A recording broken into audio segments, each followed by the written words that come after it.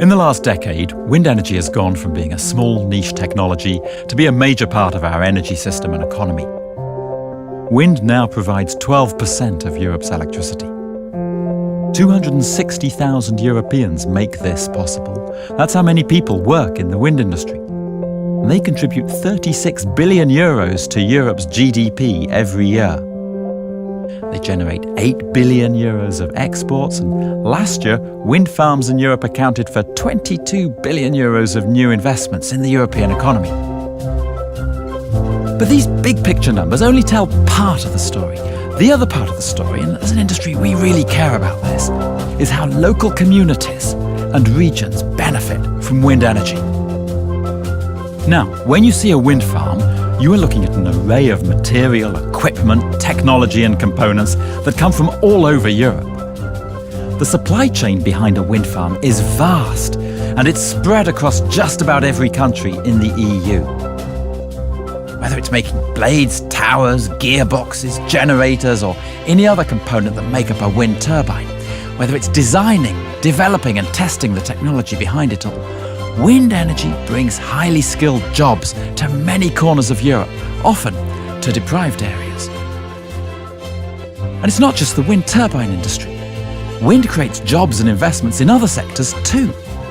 Electrical equipment and machinery, metals, chemicals, construction and engineering. That's our supply chain. It's local. It's somewhere near you. And then there's the local economic impact of the wind farms themselves. Operating and maintaining wind farms creates local jobs. For many communities, shared ownership of a wind farm also generates revenue for local citizens.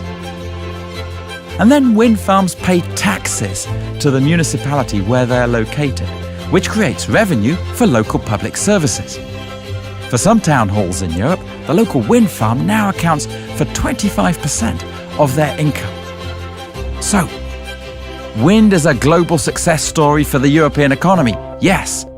But just as importantly, it's a local success story for regions and communities across Europe, including those who might feel left behind by globalization.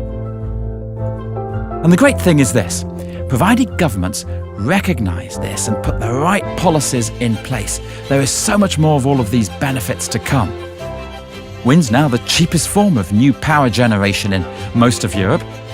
It's getting easier to integrate wind energy in the energy system. So going forward, wind is going to be far much more than 12% of Europe's electricity, going to be much more than that. And consumers are going to get more and more of the stable, clean and affordable energy that wind provides.